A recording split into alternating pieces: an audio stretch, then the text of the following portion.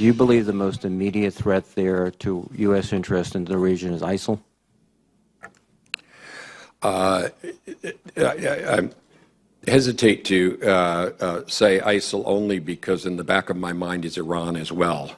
So I think that we have two immediate, substantial dangers in the Middle East. One is ISIL and one is Iran. Let's be very clear. The Iranian government despises America, Israel, and everything about the West. They want nuclear capability for much more than lighting homes. And some believe we need to spend more time being concerned about their effort on America than anything ISIS could ever accomplish. Our guest is a member of Iran's parliament in exile, the National Council of Resistance of Iran, and he was an activist in Iran during the anti-Shah student movement that launched the current Iranian power base. Ali Safavi joins the discourse right here on MidPoint. Ali, thank you so much for being here. Thank you, Ed.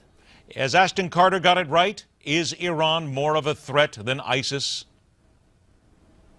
Definitely. I think he's absolutely correct, because with the Iranian regime, you have a regime with the same mentality, a medieval mentality, that does believe in an Islamic caliphate, does believe in inhuman and degrading punishments such as amputating limbs and stoning women to death, and yet you have it's a sitting government with the resources of a government, with the resources of a very, very big and wealthy country, with diplomatic representations abroad, and of course with a vast network of extremists in Syria, in Iraq, in Lebanon, in Afghanistan, and of course now its tentacles have been reaching to even Latin America and Africa. So clearly the Iranian regime represents the #1 strategic threat, not only to the national security of the United States, but I think to regional peace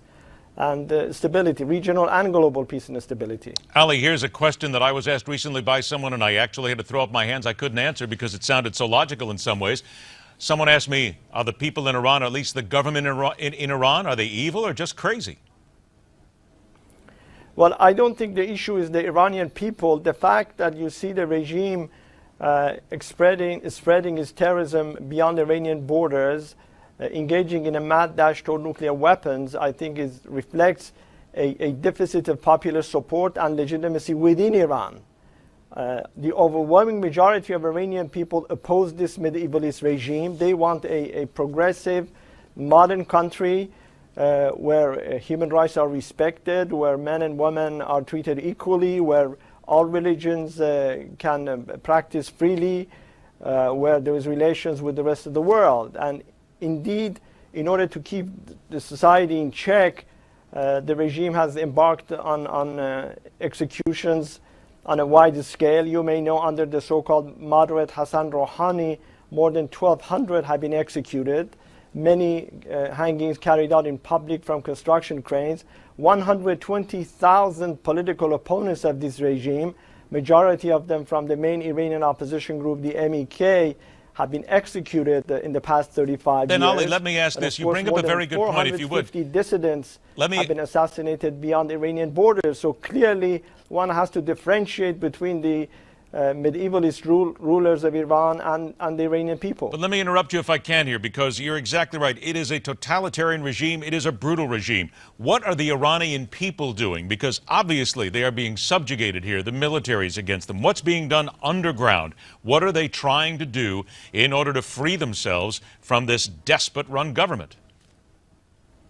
Well, naturally, as you might imagine, you have a largely unarmed, defenseless population versus a minority which is armed to the teeth, a very repressive minority. I think the Iranian people demonstrated back in 2009 to the rest of the world that they are ready for change, that they want no part of this regime. Their chance of death to the dictator and death to the supreme leader, Ali Khamenei, were out there for everyone to watch. I think that the international community ought to recognize the will of the Iranian people. You know, you hear so much about all options being on the table. I think one option has never been on the table when it comes to United States policy toward Iran, and that has been to reach out to the Iranian people and to their democratic opposition, which advocates, as its leader Mariam Rajavi has done in a 10-point plan for the future of Iran. You're still talking about something that is basically not, you're not talking about military. Equality and a non-nuclear Iran. You're not talking about militarily here. You're talking about trying to get to the people of Iran, correct? I mean, we're not talking about invasions here, are we?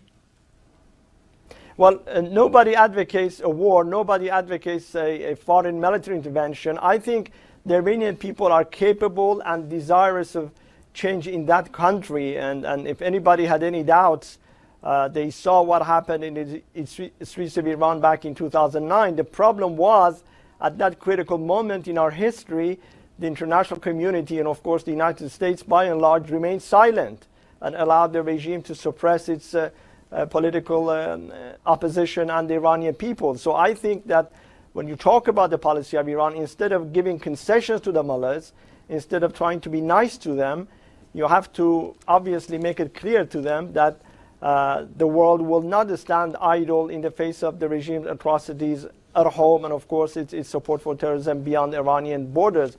Remember that no amount of concessions, economic or political, will moderate the behavior of this regime. A viper will never give birth to a dove. And I think if experience of the past 3 decades is any judge, the only policy that would work with this regime is one of firmness, one of decisiveness. Okay, I have to stop you there for 1 second, Ali. I have to stop you there. I only have 60 seconds, and I want you to react to something. There is a top Iranian military leader saying today that the U.S. officials have been begging Iran to sign a nuclear deal during closed-door negotiations. He says the Americans are begging them to sign it. What's your reaction? Well, I think that is an absolutely the wrong approach. I think the Iranian regime will take these appeals as a sign of weakness, and they've said so. They've said that it seems the United States needs us more than we need them. If anything, I think the United States should change course. I think you have to speak with the mullahs with the language of strength. If anything, the sanctions have to be toughened, as Congress has been demanding. I think the Iranian regime's tentacles have to be cut off. They should be evicted from Iraq. They should be evicted from Syria. They should be evicted from Lebanon. And I think that is within the power of the international community to do so. The Iranian regime's human rights record must be brought before the United Nations Security Council for the adoption of punishments against this regime. But unfortunately, it seems to me that this administration is hinging everything on the success of the nuclear talks. Which, okay, I'm going to have to stop it there, unfortunately, because we are all out of time, Ali. We're all out of time. I appreciate it. We will have you back again because it's a conversation that needs to be had. Thank you very much for your time. Thank you. All right, listen up, parents of American kids. Kids from elsewhere are smarter than yours. Here comes the debate after this break.